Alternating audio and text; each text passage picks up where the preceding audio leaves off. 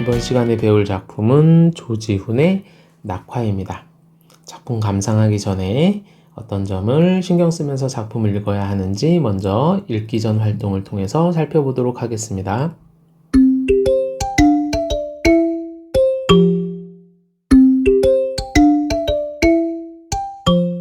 네, 작품을 읽기 전에 우린 두 가지 정도를 한번 생각해 볼게요. 첫 번째는 여러분들 그냥 떨어지는 요 꽃을 보면 어떤 생각이 드나요? 요걸 한번 머릿속으로 한번 상상해 보면 좋을 것 같아요. 꽃이 떨어지는 게 낙화죠. 이 작품이 낙화인데, 여러분들은 꽃이 떨어지는 걸 보면 어떤 생각이 드는지 한번 생각하면서 작품을 읽어보고요. 자, 두 번째는 꽃이 떨어지는 것을 시적 화자가 바라보면서 정서에 변화가 생겨 갑니다. 네. 어떤 정서에서 어떤 정서로 시적 화자의 정서가 변할지 그 부분을 한번 눈여겨서 작품을 읽어보시기 바랍니다. 자, 우리 그러면 읽기 전 활동을 통해서 낙화의 어떤 부분을 초점을 맞춰서 잘 읽었는지 직접 작품을 보면서 확인해 보도록 하겠습니다. 자, 낙화, 꽃이 지기로 손이, 꽃이 떨어지네요. 바람을 탓하랴 라고 되어 있습니다. 자, 이 부분을 통해서 우리가 알 수 있는 건 꽃이 지는 건 외부의 힘인 바람을 탓할 필요가 없다. 꽃이 지는 건 자연스러운 일이다 라는 거죠. 그래서 꽃이 지는 이런 것은 자연의 섭리다. 그래서 이 부분에서는 바람을 탓하지 않는 것이다 라고 하면서 자연의 섭리에 순응하는, 여기서 수용이라고 해놨는데 순응하는 시적 화자의 모습이 나오네요. 그러니까 꽃이 떨어지는 것을 보고 시적 화자가 저건 너무나 자연스러운 것이다 라는 생각을 하면서 자연에 순응하는 태도를 보여주고 있고요.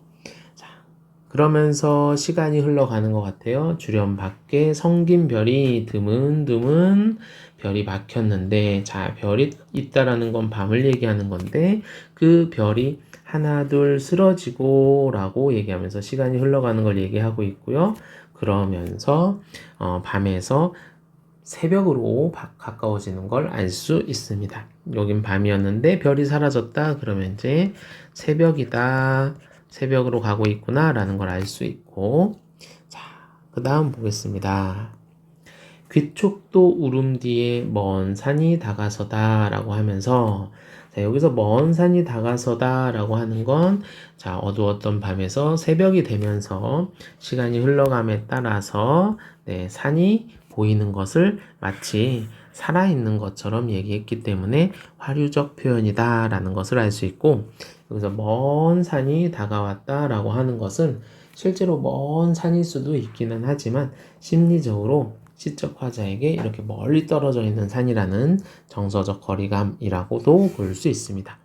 자, 그런데 여기에서 또 귀촉도 울음이라고 하는 표현이 나와요. 그쵸?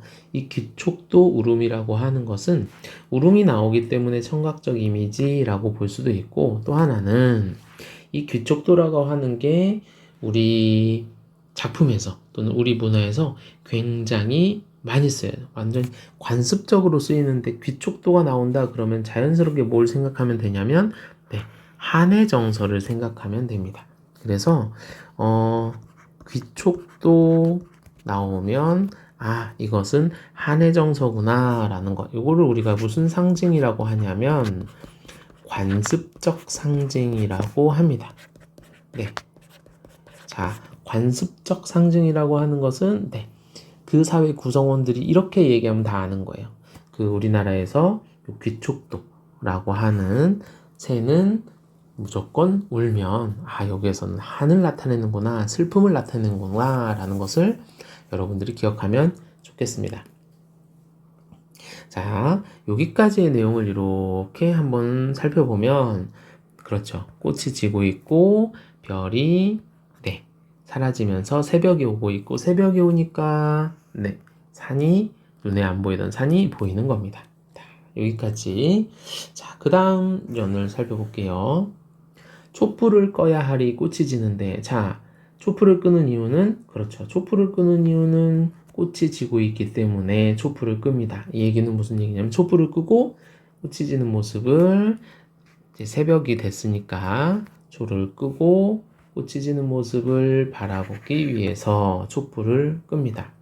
자, 여기에서도 보면 전반적으로 선생님이 이제 나중에 얘기하겠지만 꽃이 진다라는 표현이 굉장히 많이 나오죠. 그래서 여기에도 하강적 이미지라고 얘기를 해놨는데, 자, 그거는 이따가 표현법 보면서 전체적으로 한번 볼게요. 꽃 지는 그림자 뜰에 어리어. 자, 꽃이 지는 그림자가 뜰에 이렇게 어리어 있답니다. 자, 멀리서 꽃이 떨어지는 것을 바라보고 있는 시적 화자의 모습이죠. 하얀 미닫이가 우련불거라 라고 하면서 하얀 미닫이 얘기하고 있고 붉은색을 얘기하면서 자연스럽게 색채의 대비를 통해서 여기서 중요한 건 꽃이 떨어지는 아름다움을 얘기해 주고 있는 부분입니다.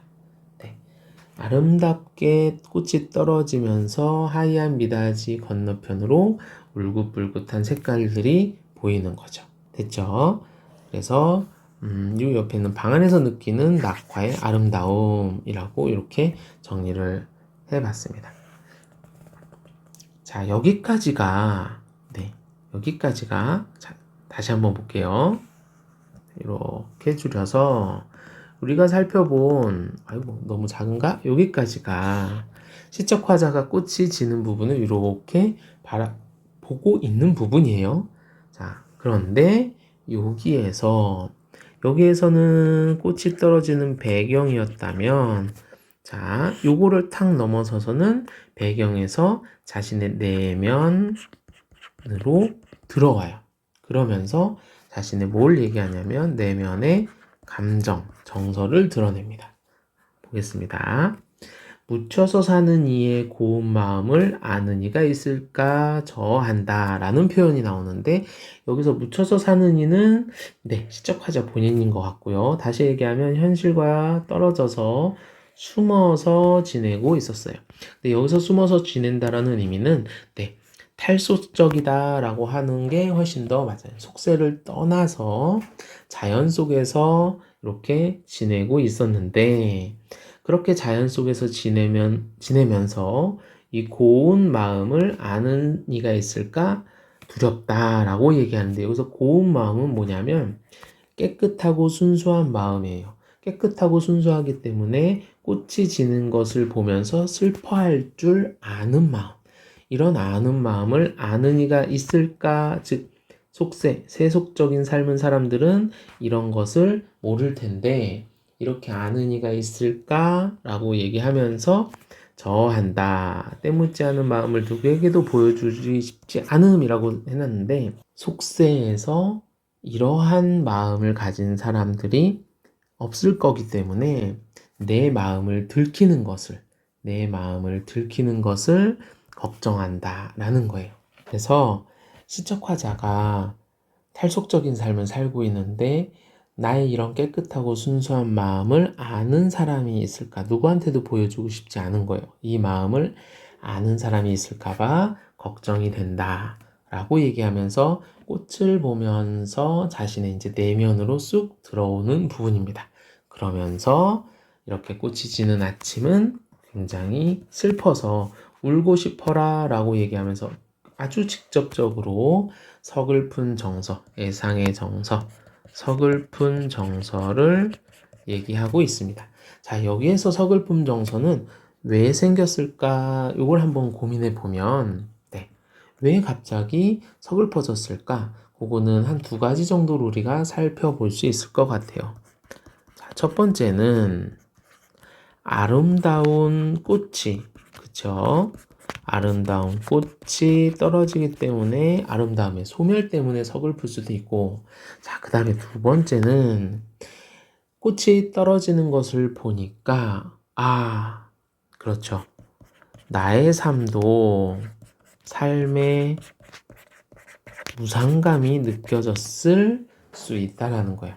내 인생도 저렇게 언젠간 떨어지겠지라고 하면서 삶에 대한 무상감을 느꼈기 때문에 그래서 이렇게 울고 싶구나라고 하는 표현을 쓰면서 서글픔의 정서를 드러내고 있다.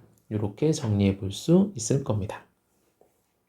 자, 그래서 이 작품은 떨어지는 낙화를 보는 것을 먼저 얘기하고 성경을 얘기하고 나중에 후에 시적 화자의 서글픔 정서를 얘기하는 전통적인 시상 전개 방법인 성경 후정의 시상 전개 방법을 쓰고 있다라는 점 우리가 알 수 있고, 그 다음에 또 하나는 뭐냐면 전반적으로 꽃이 진다라는 표현으로 뭔가 떨어지는, 그쵸? 뭐 별이 쓰러지고도 비슷하게 볼 수도 있을 것 같아요. 그거 아니더라도 이렇게 보면 꽃이 지는데 라고 하는, 그쵸? 꽃지는 이런 식으로 해서 여기도 적어놨지만 전체적으로 위에서 아래로 떨어지는 하강적 이미지가 드러납니다. 일반적으로 하강적 이미지는 가볍다라기보단 좀 무겁고 떨어지고 죽음 이런 것들을 나타낼 때 하강적 이미지를 많이 쓰기 때문에 이 작품도 기본적으로 시가 전체적으로 굉장히 무겁구나 라는 것을 알 수 있습니다. 자, 그리고 아까 우리 낙화의 모습에서 아름다움을 느꼈잖아요. 그렇죠. 아름다움을 느꼈는데 그 아름다움에서 서글픈 감정을 느꼈다라고 했어요. 자, 이것을 미적 범주에서 크게 4가지 미적 범주가 있습니다. 미의식이 4가지가 있는데 우아미, 또 숭고미, 비장미, 골개미 이렇게 4가지의 아름다운 미의식이 있는데, 자, 아름다움을 나타내는 아름다움을 그냥 받아들이고 정말로 그 감정을 그대로 느끼는 것을 우리가 우아미라고 해요. 우아미.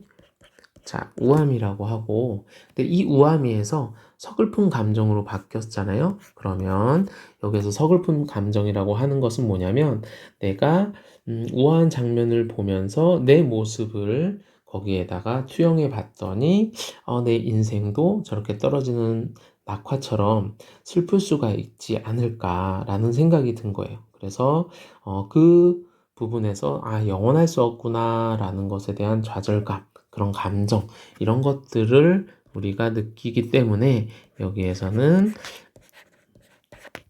서글픈 감정에서는 비장미가 느껴진다라고 볼 수 있습니다. 그래서 아름다운 꽃을 보면선 우아미를 느꼈다면 거기에서 영원할 수 없구나라고 하는 인생의 무상함을 느꼈다면 비장미를 느꼈다. 이렇게 볼 수 있습니다. 참고로 숭고미는 어떤 의미냐면 어떤 대상을 바라보면서 저렇게 살고 싶다. 저렇게 어떠한 삶을 실현하고 싶다. 라는 마음이 드는 감정을 숭고미, 우리가 보통 숭고하다라고 하죠. 숭고미라고 하고요. 골개미는 요거는 이제 고전 산문에서 많이 나오는 부분이긴 한데 어떤 대상이 가지고 있는 그런 의미를 이제 존중하지 않고 일부러 이제 웃기게 만드는 거예요. 추락시켜서 말 그대로 풍자랑 비슷하다라고 볼 수 있을 것 같아요. 그걸 골개미라고 합니다. 자, 그러면 함께 정리하기 부분에서 조지훈의 낙화를 간단히 정리하고 작품 마무리하도록 하겠습니다.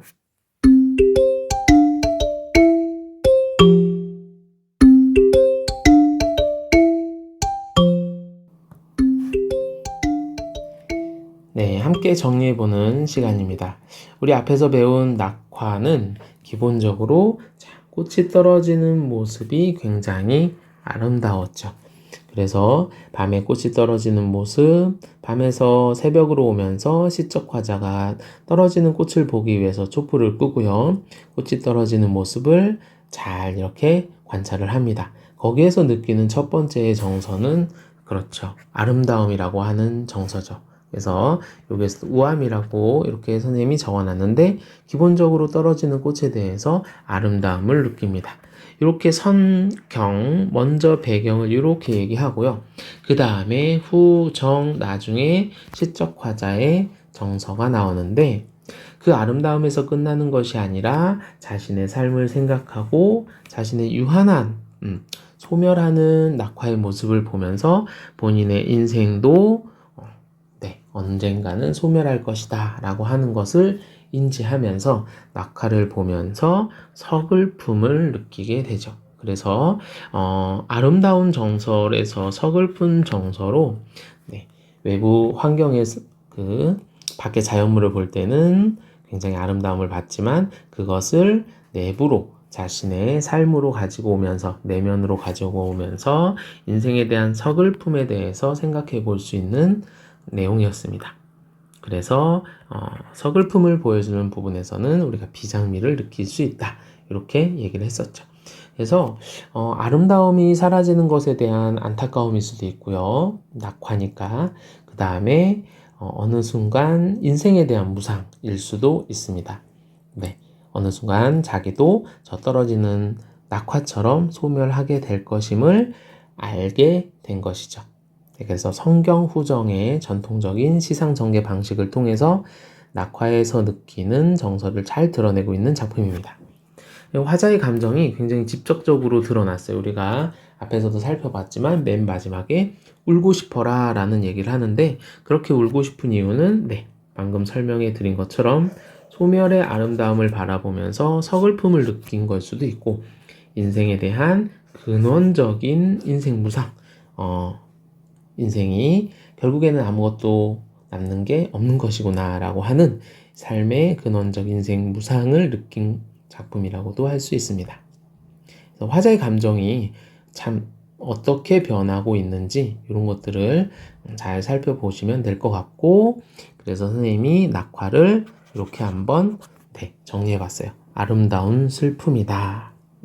아름다운 건 떨어지는 낙화에 대한 얘기고 거기에서 동시에 슬픔을 느끼지 않나 라는 생각에 이렇게 정리를 한번 해봤습니다. 낙화 이렇게 마무리하도록 하겠습니다.